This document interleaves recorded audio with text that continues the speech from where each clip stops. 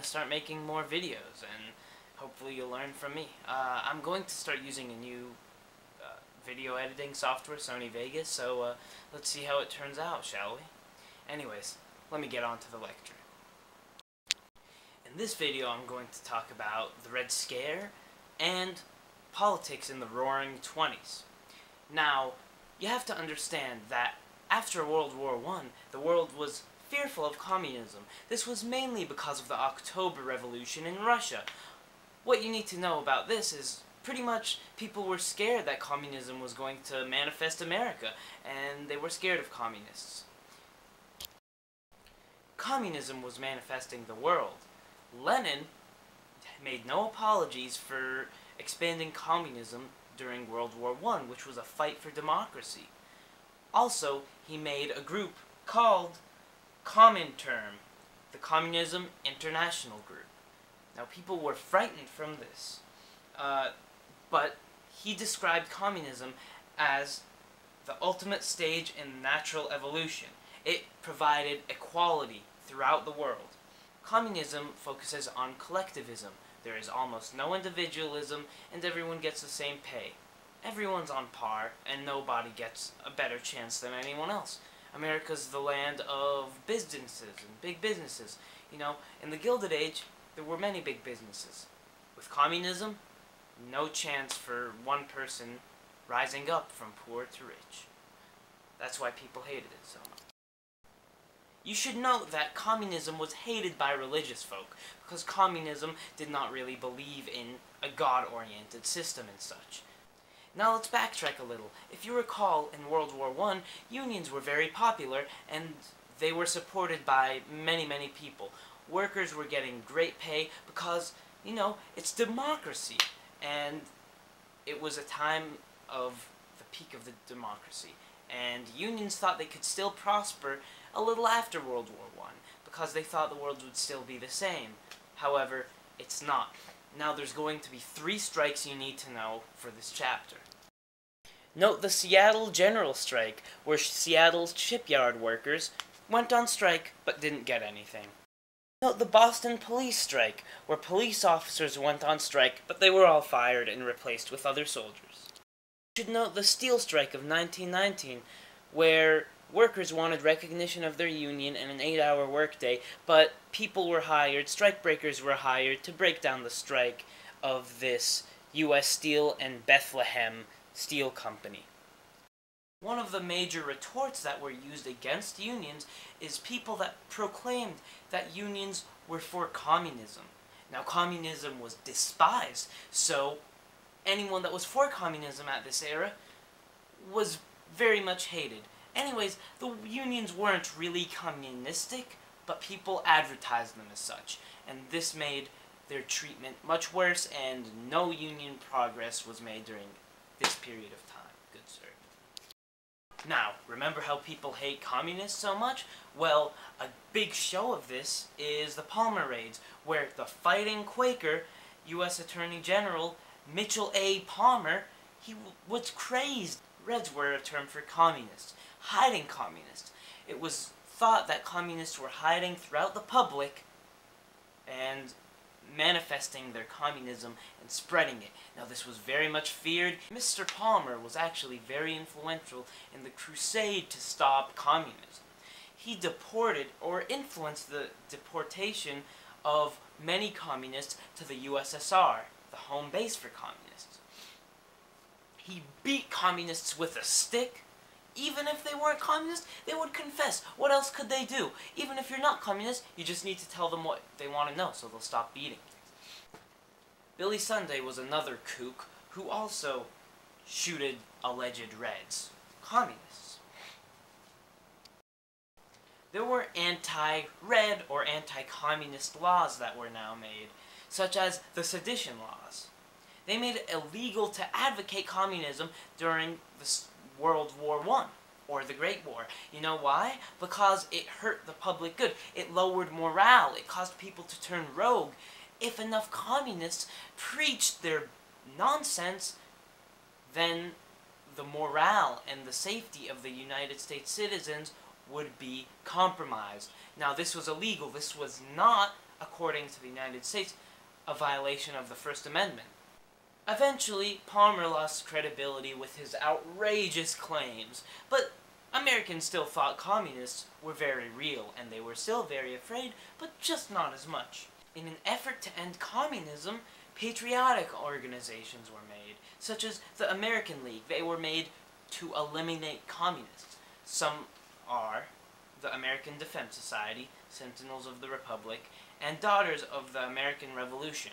They were all made just to end communism, my friends. Now, that's the end of communism. Now we're going to move on to politics. Warren Harding won the political election. This was his slogan. America's present need is not heroics but healing, not nostrums but normalcy, not revolution but restoration, not surgery but serenity. Warren Harding was an old guard president. He was charming, kind-hearted, and handsome, but he was an amiable boob. This meant he wasn't smart. People influenced him. He wanted to pursue wealth and happiness in America. He didn't want to change much. He just wanted normalcy, or normality, to get back on the borderline, just to rise up, not to go extremely extraordinary. He just wanted to settle all conflicts. Harding surrounded himself with smart guys, such as lawyers, businessmen, people who knew how to make decisions. You see, he wasn't all that smart, but that was a smart decision, my friends. Now, this period of time can be related to the Gilded Age, for it is very pro-business, as you'll see towards the end of the lecture. A reversal of Miller versus Oregon was Adkins versus Children's Hospital. This pretty much meant that any woman's rights for easier work days than men would be revoked because, now they got to vote, so they're just as equal as men. So everything should be equal. An example of Harding's stupidity and his inability to lead was the Ohio gang. What you need to know about this is he drank and played poker with friends, and he wasn't a very good president.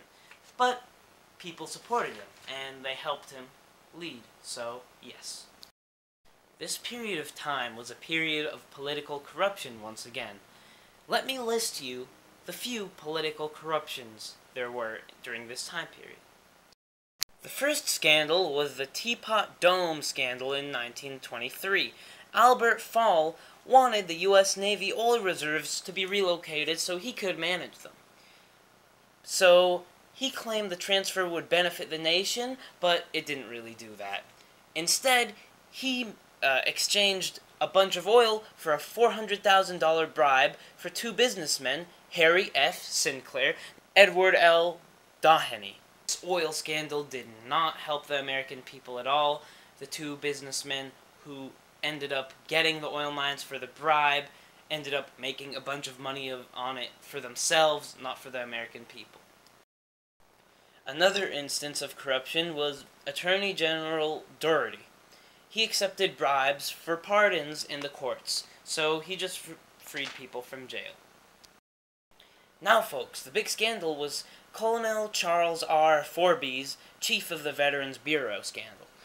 He embezzled $200 million through a graft in the construction of veterans' hospitals and medical supplies. You should note that Harding wasn't exactly the perfect president himself. He did quite a bit of political corruption, and he ended up dying of a heart attack. Now we get to the vice president.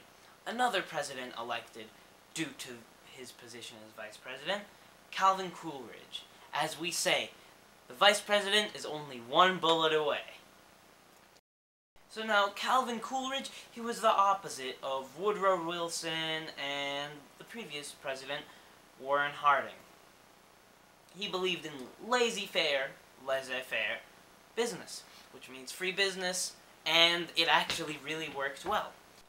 Anyways, economic prosperity during this time period made the general public, not really care about corruption. The Revenue Act of 1926 cut in the income tax and estate taxes of the nation's wealthiest individuals. This means that the high-up business people can spend more money now on expanding their business, which means new jobs, which means more people earn money, which means more people have to pay taxes, which means in the end America gets more taxes. The concept of laissez-faire economy. Businesses run the economy. They provide more jobs, and in the end everyone gets more. This is a very smart tactic to implement. Anyways, Secretary of Commerce Herbert Hoover took this a little step forward.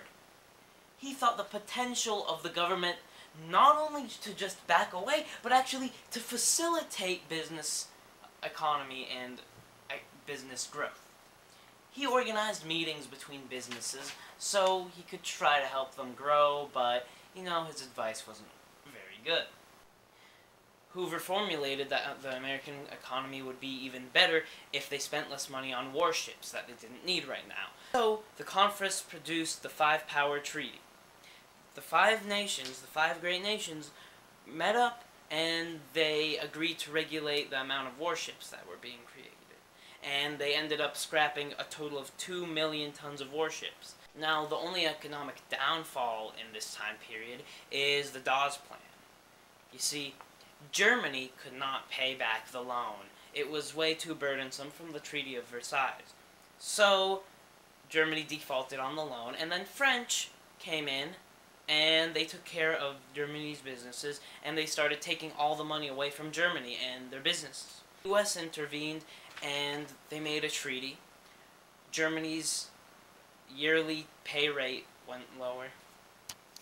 However, the U.S. intervened and made a treaty that made Germany's yearly reparations lower by a significant amount, and they also loaned money, $1 billion to Germany in order to help stimulate the economy. Now this worked because Germany could pay back France and Europe, and Germany still had enough money to pay to run itself, and also France and Europe could pay money back to the U.S.